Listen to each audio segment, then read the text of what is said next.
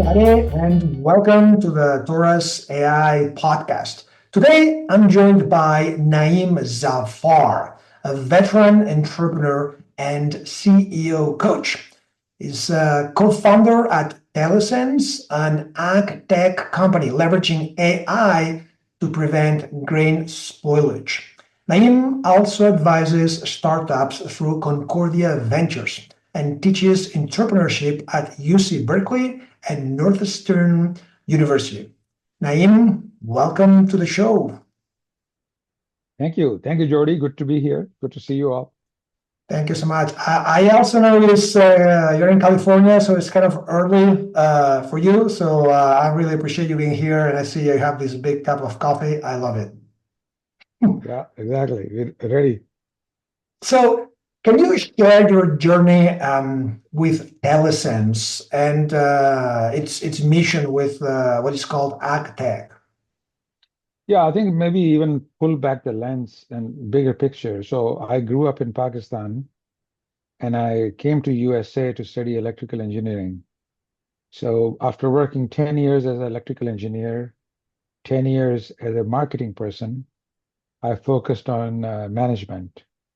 So Telesense was my seventh startup company. Wait a minute. Let's. Is your seventh startup company? Yeah. Okay. So I come. previously, Oh man, sorry. if it is a serial entrepreneur, you're the serial of the serial entrepreneur. Oh my goodness, that's Yeah, amazing. well, it's two ways of looking at it. According to my wife, if I was successful, I don't have to do a second or third one. So it depends on how you look at it. But the fact That is that we did create some technologies which have changed the world. The first few companies, one was QuickTurn. Every single complex chip today uses that technology to verify the design. Every wow, NVIDIA chip uses, so that was went public and then it was acquired by Cadence Design System. So that technology is that part of the company is worth about $9 billion. So it's done well. wow. But we sold it in 1999. If you have a fingerprint sensor on your Mac on your iPhone, Do and I we do. inve- we invented that. Apple bought that. Oh wow. Yeah. So then another company was about uh, mobile security, Hmm. uh, and that was bought by Oracle. Then I also was involved with companies like Electrify, which did software to charge electric fleet, and Ford Motor Company bought that. Wow. Luminar was a LiDAR technology for self-driving car, like the Volvo XC90 uses a LiDAR that I was on the board. So that went public. So I've done some interesting companies along the way. Wow. That's about it. Wow. And you and I, we've been, we know each other for some time now, Yeah, and at that time when we kind of we were meeting regularly with this CEO group that we were part of, we were working with an IoT company, right? yeah. I So remember IoT company that. was Telesense. The idea Got was it. grain, once you harvest the grain, like Hmm. wheat, corn, soybean, Yes. you're not going to eat it right now. You're going to save it for 6 months, 9 months, 1 year. It never Y- improves in quality. So, Never so, thought qua- about so, that. so quality goes down every week because of Huh. pest and insect and mold and water and moisture. The question is, can you A, prevent bad things from happening? Number two, can you predict when the bad things will happen? And if you can, then maybe you know which storage to sell first, which one to hang Oh. on. So we were using wireless sensors and some artificial intelligence to measure, predict the health of the stored grain. So we were collecting data. That data is very useful to banks, to insurance companies, to grain companies. So we were slowly started with grain monitoring, but we're slowly in the becoming a data company. So it Wow. was pretty So exciting. it's the our old friend, the predictive AI, right? Collecting data using sensors and Yeah, basically being able to predict the future. That's what yeah, AI does, right? right, So right. that's it. So that's the journey with Telesen, right? Building a company Yeah, that uses AI all these sensors to basically predict when bad stuff's going to happen before it happens, so you can do Yeah, something about it. exactly. So that Wow. company was acquired by UPL. UPL is the world's fifth largest agrochemical company. Mhm. So they have a division, post harvest called Deco. Deco is headquartered in Valencia, in Spain, actually, but Oh, wow. Our neighbors around here. they operate in 38 countries. So they bought the company. Oh, well, congratulations. I think for the seventh time. So TeleSense was your number seven. Yeah, yeah, yeah. Oh, wow.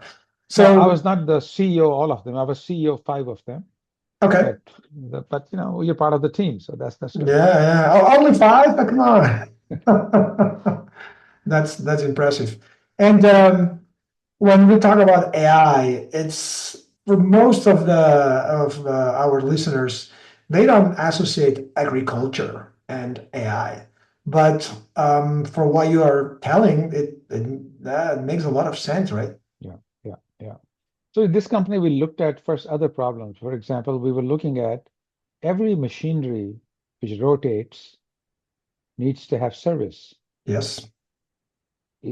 From your engine in the car. So we focused on air conditioning units, commercial air conditioning units.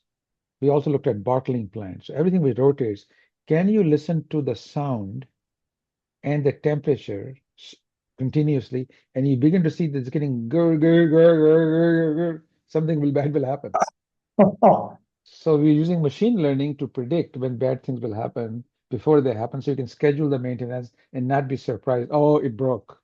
oh, wow. So it's temperature is one of the data, Yeah, but and also sound is the data. So the yes, system would detect patterns in sound, volume yeah, changes, and learn, I'm assuming from, big data set yeah, where yeah, other machines that failed is like, yeah, it looks like that yeah, one is going to happen yeah. soon. Just Wow, like when that's you have a car, one of your uncle can tell, hey, this car, this transmission, he can tell. wow, wow. So that's all. And if you look at, I don't know, 100 years ago, maybe 70 or 80% of population were Yeah, working in agriculture now. Now, yeah, so now 100 years later, it's like 1% or something. It's so mechanized. yeah, It's yeah, just very much. Yeah, everything is automatic. And now with AI, is yeah. even getting even more Even more. automated. Yeah, I think the bigger thing in agriculture will be the introduction of robots. Yes, See, the prediction is that today human population is about 9 billion worldwide. Prediction is by 2040, there'll be several billion robots working side by side with humans, especially like in battle and war. oh boy, Most of the world will be, I don't want to be there when that happens. Or at least I don't want to be in a war zone competing with some crazy Terminator. yeah, yeah, that's right now you can see already with drones. Most of the Ukraine war is all about drones. That's right. Yeah, so There's a yeah, human kind of driving yeah. the drone, and But today, wait, right? but Yes, wait a couple of years. correct. And but we have been promised the whole self-driving car and all the we have been promised that for some time, and it's not happening, right? Or at least not happening at the scale or even quality that we thought it would, right? So what is your vision on yeah, self-driving cars, robots, robot soldiers, and all that? You think are we going to have that soon? The short answer is yes. So Okay. let's break it down one by one. So self-driving car, the issue is not so much about technology. Issue is more about regulations. Technology is here. So we already have Waymo cars, taxis in San Francisco, but Waymo, there's no human inside. You Right. press it, it comes, it opens, you go it in, go where, and that's owned by Alphabet, the Google's parent company. Mercedes has a level three. Autonomy, there's level one through five. Yep. Level five is when there is no steering wheel or pedal, it's completely autonomous. Level four is what Mercedes has, but it's not as high speed. It goes about 40 miles an hour or 65 kilometers per hour. So it's okay for city driving, but not highway. The reason what's missing is LiDAR. LiDAR, especially advanced LiDAR, the company I was involved with, Luminar, they have the most advanced LiDAR technology, and they're ramping up the production. So they're in production with Volvo. So Volvo XC90 SUV has this thing built in, and the next generation, two Volvos will have this thing built in. Wow. So, so you will see this LiDAR technology get into full production in the next 2 years. Mhm. Mercedes, Nissan, they're all looking at it. Then it will become much more normal and easy to have self-driving car. So regulation has to allow it, and LiDAR technology and advanced software has to be commercialized. We see it, we have it, we can observe it. It's not commercialized yet. So it's a matter Wow. of two to 3 years. Because we humans, we use our eyes and our ears and a little bit of kind of human psychology, right, to Yeah, drive around. But yeah. we certainly don't have laser, which laser, by the way, I'm assuming is kind of a laser and radar working together, right? No, it's not. It's a different technology. Basically, laser, like radar is to, it's like with the radio waves, it's with light waves. So it's basically laser, which Got is it. reflects off the object. But you know, the thing is, you need a LiDAR or able to see what objects are. But number two is you need a software map and know what to do. So the autopilot in Tesla finally is get to the point. It's really good. I use it Okay. every day. I've had it. I'm on my second Tesla. I had it for 7 years. And now I can literally watch a YouTube video, have all my Zoom calls while in the car, while driving. Okay. It It's drives end to end end to end. from home to the Yeah, office. exactly. Wow. Or anywhere. Wow. So end to end, I use it like 80, 90% of the time. And I hate to admit it, I have fallen asleep from time to time. It's brought me home. I don't tell my wife, but yes, it really Yeah, is. no, she will not know. It's very good. Wow. Okay, so it's here. So now I understand why you say because I don't have a Volvo 90. I have the Volvo 40, and it has a certain self-driving. But this is Europe, a lot of Yeah, regulations. So you have yeah, to. They say yeah, you can have self-drive, but the driver needs to be holding the steering wheel all the time. So yeah. sometimes you That's kind of fighting. There are different yeah, opinions. The car wants to do yeah, something, but I want to do yeah, something else, and we're kind of fighting. So it's like, hey, listen, I do this or you do this, but doing it at the same time is very hard. So I think that's kind of an intermediate status of all yeah, that technology. yeah. That's level two self-driving. So they will going to level three, level four, and then eventually level five. Yeah. Wow. And Mhm. tell me about this soldiers thing. What so we know are they going to be like drones that do what they do completely autonomously? Yeah, yes is the short answer, but that will take a little bit longer because Hmm. soldier has to be very flexible. I think before we see the soldiers, a humanoid soldier. I mean, Elon Musk has a company with robots which looks like human body because human body is really optimized to do many, many things. But before you see that, you'll see them in factories, Okay. like warehouse. In warehouses, very repetitive work. You unpack boxes, you put load boxes, you put in the trucks. Robots will do that. Construction will be the second one. Hmm. Construction is heavy, laborious stuff, repetitive stuff. Agriculture, picking stuff, sewing things. So you'll see the robots doing when there's predictable things you need to do. Robots Right. will be very good at it. In the war zone, it's not predictable. It's more complicated. Eh, But so you will have more advanced robot. That may take a little bit longer. I think that may take 10 to 15 years. But Oh, wow. factories, construction will be within 3 to 5 years. Wow. I can't imagine a war just based on robots, especially when they decide, you know what, let's just stop fighting and let's be friends with the robot enemies. And like, let's have our own country, the robot country. Well, that's a realistic scenario. This is what's called artificial general intelligence, Uh-huh. and there's a level above that called artificial super intelligence. Right. When these robots become more and more intelligent, even invent the different language, a language which they can understand. We don't even understand the language. That Oh is boy. technically, theoretically possible. So they might decide, what the hell are we fighting each other? Let's Yeah, have they a great may. lot. These idiots that they don't know what they're They, doing. that's exactly right. That may very well. So this is very interesting because other thing which is more close, okay, this is future, but let's talk about something closer to home. I Hmm. was quite fascinated by this story. So it turns out that a ChatGPT was asked to log into a website and do something. Hmm. Web GPT tried to log in, but the website had a CAPTCHA code. CAPTCHA, when you have to look at a picture, say, Yep. how many monkeys do you see? Click, click, click. Yeah, or motor, say, click on motorbike, where you see a Yeah, motorbike or whatever. yeah, Yes. yeah. So it couldn't do that. Okay. So it figured out on its own, I'm going to have accounted TaskRabbit. I'm going to recruit a human to do some task for me. Oh So boy. it logged in. Human got suspicious. It said, why do you want me to do CAPTCHA code? Because you can do it yourself. ChatGPT said, I'm blind, so I'm not able to see. That's why I need your help. And the human said, okay, that makes sense. And human logged him in.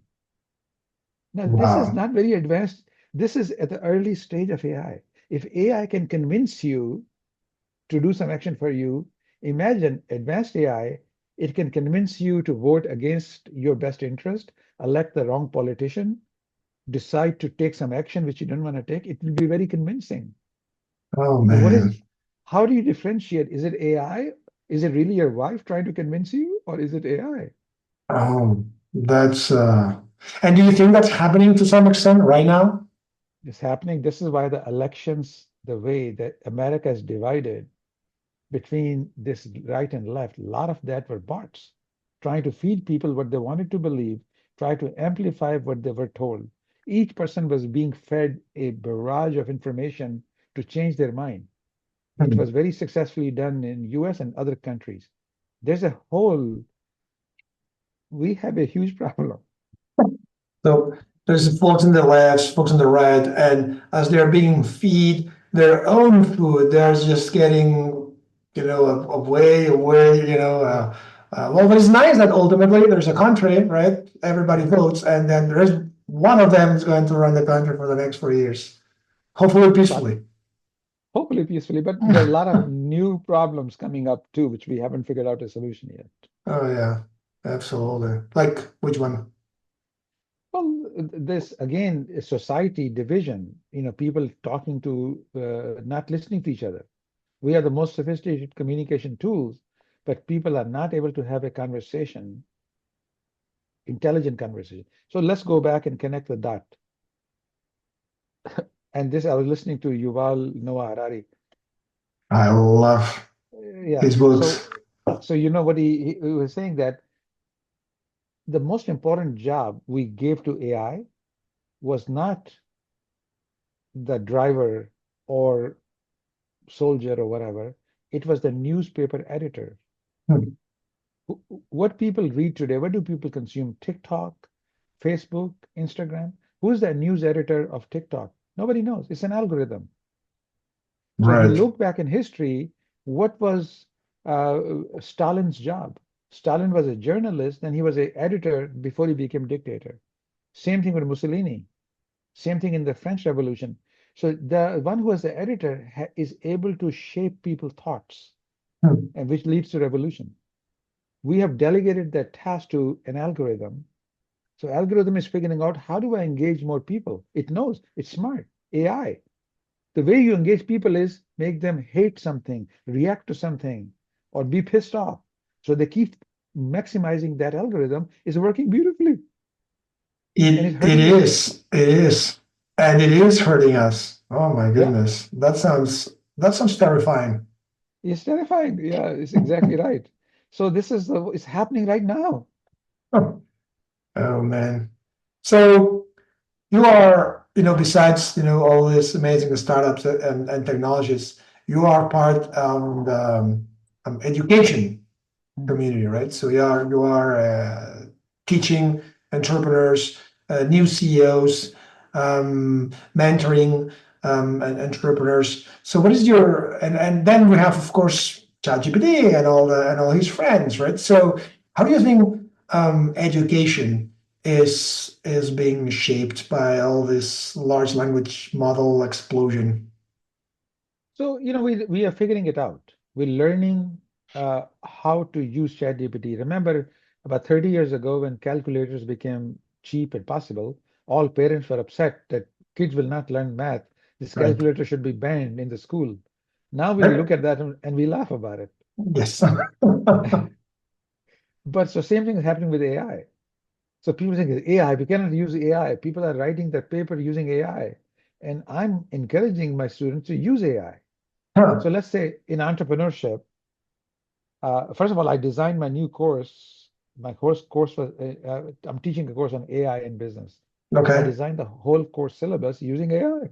What? I told AI, I'm going to design a course. Give me an outline.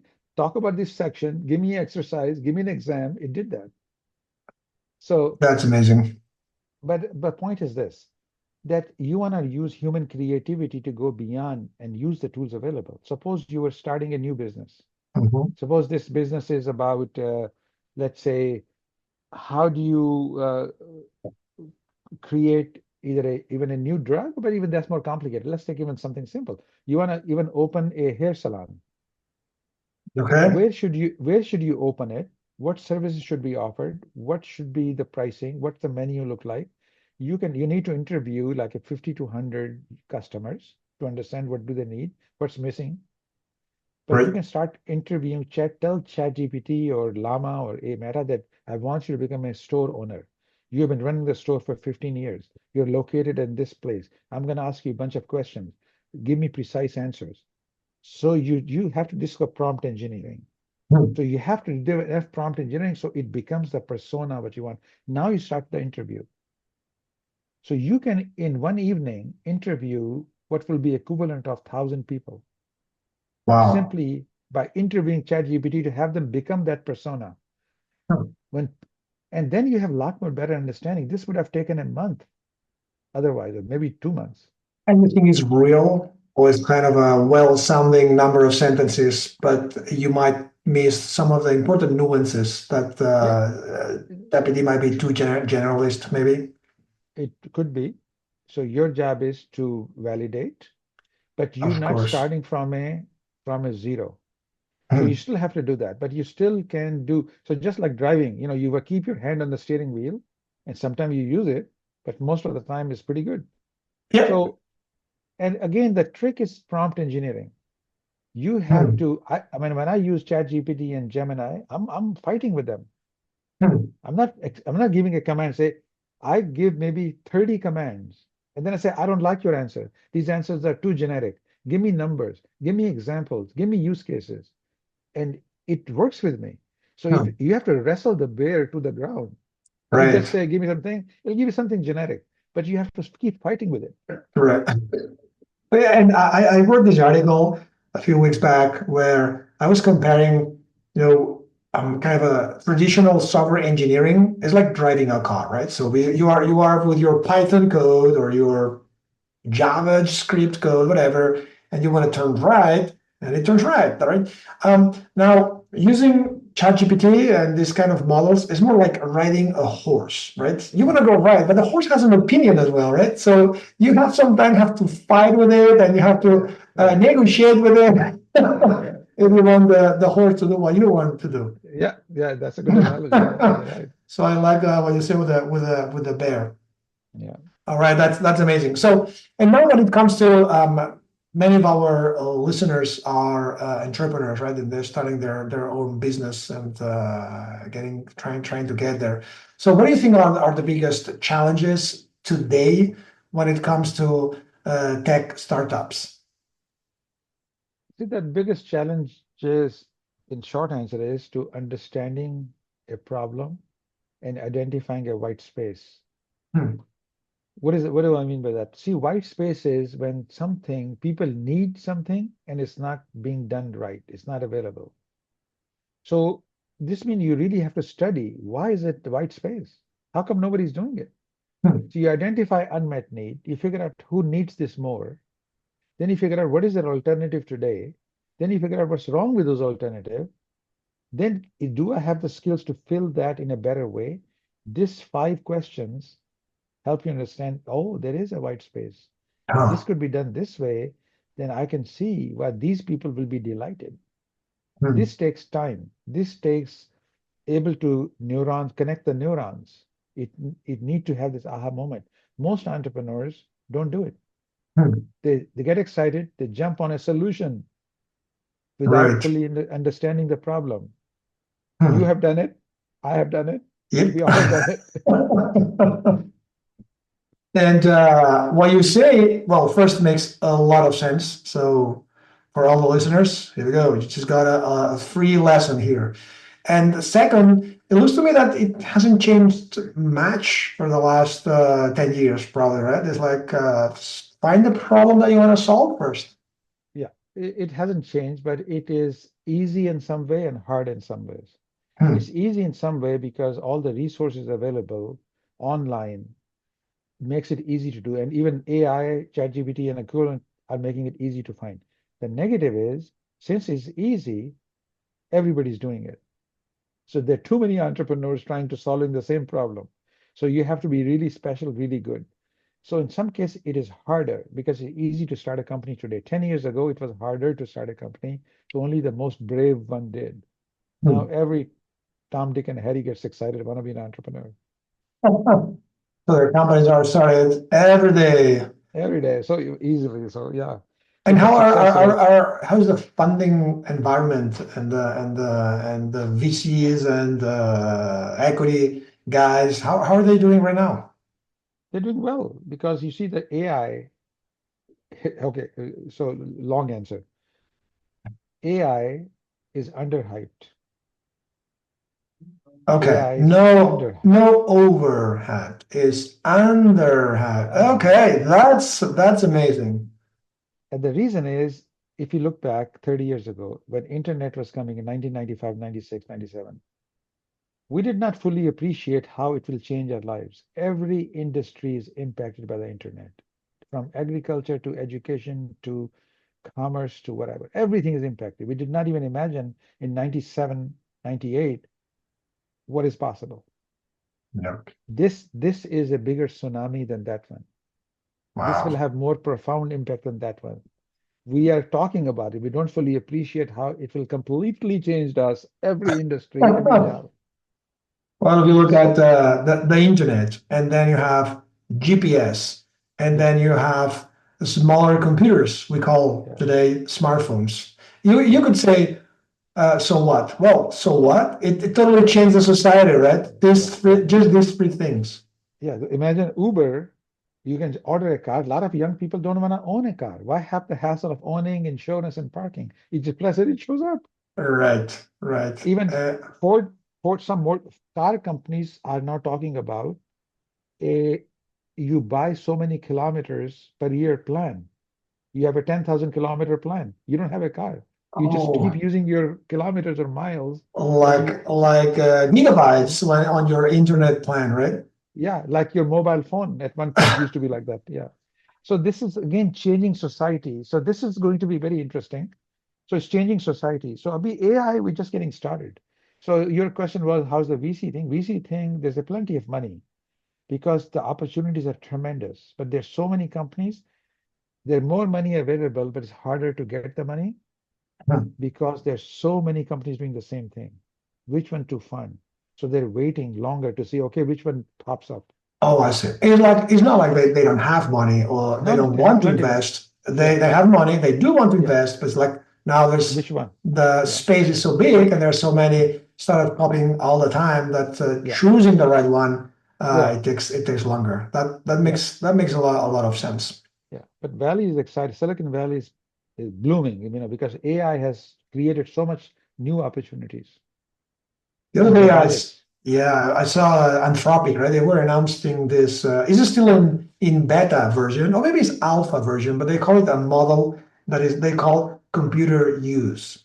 So Mhm. essentially, it says, "Hey, I can take over your computer. I can read your email. I can create your calendar invites. I can do everything for you." Yeah, And I can't wait for that because if you look at altogether in humankind today, how many time humans are spending just typing information in a yeah, computer? Just to yeah, look at, oh, I need to check in my flight. Such a yeah, horrible. I mean, we created this ecosystem of applications, so we can do it ourselves. And now yeah. we are slaves of what we build. No, that's exactly right. And I think that if I can summarize all that in two words, agentic workflow. Hmm, love it. That's a Agentic hot. work There's a hot thing in Silicon Valley right is now. a hot thing right now. So there'll be this AI agents. Yeah. AI agent will do, they'll talk to each other and figure this out. So example I give to people is what I want to say to my here is I want to say schedule a dinner with the friends I haven't seen in 2 months at a restaurant costing less than $40. Now Yep. that's a very complicated command. Oh boy, Who it are is. who are my friends? When was the last time I saw them? Looking at my calendar, then check their calendar. Are they interested in meeting? Which night is open for all of them? And then figure out one has a vegan, one has a some other allergy problem. Find the restaurant which serves them all, and then send the calendar invite to all of them. But this is what you want to be, and that's what the agentic workflow will allow you to do. That's right. Yeah, That's figure right. out, yeah, from all the stores we have in Spain, what are the top five performing stores and what have they done in the last 6 months which allowed them to change their, if they had more than 10% increase in, you should be able to give this command and agents will go talk to each other, come out with an answer. That will be highly productive. Huh. Well, I can. Well, it's happening. It's happening right now Yeah, as we speak. I got the other day this 4 pages PDF for one of the universities that I'm working for, and say, hey, this is your travel plan, all the flights and hotels. Like, oh my god! So I give all this PDF and say, hey, put all that in my calendar and pay attention. There are different time zones, right? yeah, And so you have to make sure that. Oh, by the way, put the booking code so I can check in. yeah, And guy very quickly ran this create this Python code, ran Python code, and he gave me this ICS file with all the appointments. That was, yeah, it would have beautiful. to. I mean, it's not. It is like 15 minutes that Yeah, I just saved. yeah, yeah. And that's a lot. That's That's a that's lot, that's amazing. but I should suggest you a one word answer to that. It's called tripit.com. Okay, tripit.com. Yeah, so Tripit, you say app, Tripit. So whenever you have a reservation, you Yes. forward the email to one address, plans@tripit.com. It automatically figures out who is it from, where are you trying to go, and it creates a complete itinerary like you have a secretary with all the booking codes, all the flight details, and it's suspiciously good. So I've been using it, tripit.com. So this is, and it's hard to see here, but here's a complete itinerary Oh, I love made it. made by this app. All the Yeah. booking codes, all the details are here. So So it just flying forward to all the South Africa in November, huh? yeah, yeah, Nice. I'll be in South America, another South. Oh wow, that's a tripit. I'm gonna try that. That I was yeah. using Try just Chat GPT at this yeah, point. the It did a chat pretty a GPT. pretty pretty good job, but Yeah, pretty good yeah, of job. Yeah, no, course. it's good. Yeah, So actually, there are more opportunities because of AI. It's underhyped, right? So yeah, so yeah, yeah. entrepreneurs need not to say, "Oh boy, this AI, everybody's tired of it." There's going to be more opportunities. Exactly. But nobody says we are tired of the internet. Nobody says that. Right. No, Yeah, I mean, I'm tired yeah, of computers. I might be tired of being yeah, slave of all these yeah, apps and websites and all that. But no, we cannot survive now without internet. yeah. So, all right, I want to be um, respectful with your time. I know you're very busy. So my only question would be here is, and we've been discussing all along, right? But your wild guess is what is the future of AI? Where are we going to see in 15 or maybe 20 years from now? So answer is we don't know. But Okay, yeah, but obviously that's too easy to say. But the fact is, what I do see, we in the developed world, we have a serious problem, which is declining populations. So you need 2.1 children being born per woman to maintain the population. right. That ratio is 1.2 in Japan, is 1.4 in Italy, is 1.6 in throughout Europe together. China is less than one. So this is a serious We problem. We don't are have enough dying, bodies. literally. We are We're dying. getting, Yeah, there is yeah, an extinction event that we're yeah, seeing, yeah, slow but fast yeah, compared yeah. to other species, right? Right, exactly. So what we need is a productivity boost, and AI is going to be helping us. Help and AI applied to machineries, robotics. So between the evolution of robotics, automating things, simplifying our life, this is a huge area of possibility. But even the more interesting one than that one is something called personalized medicine. Today it takes it like a few $1 billion to discover a new drug. Right. And the drug you're taking, the same medicine, Jardians, I'm taking the same medicine, Jardians. We have different bodies, different DNA, Mhm. but we don't know any better. So what's possible in the future with AI, you'll be personalized for your body, for your DNA, your Jardians will be very different dosage and composition than mine. Wow. That will allow with longevity and disease prevention like we have never seen before. That is the biggest breakthrough, which is the next 20, 15 to 20 years will bring. So Wow. AI will, one of the reasons we got coronavirus vaccine as quickly as we have seen nothing before was use of AI. They were able to publish the DNA, eliminate bunch of things, focus on few things, get something done. So I That's think right. you'll see some amazing advancement in productivity, in automation, in lifestyle choice. I see a future which is different than most people. I see a future which is more peaceful. We have been living in these congested cities with bad air quality, with bad food which is processed and coming from thousands of miles away. Why? Because we all had to be in the city where the data was, where the jobs were, where the entertainment was. Now, with this AI and robotics, you can live in a rural community on a golf course near a lake, have locally grown food in vertical farming, have access to all the entertainment in a completely immersive experience, and you have more time socializing in communities and interacting with people because you don't have to work 50 hours a week to make the same living. You can work like 30 hours a week and still be useful and still make the money. That future is possible. I can see bringing us that. It may take 20 years, maybe more, but that future is possible.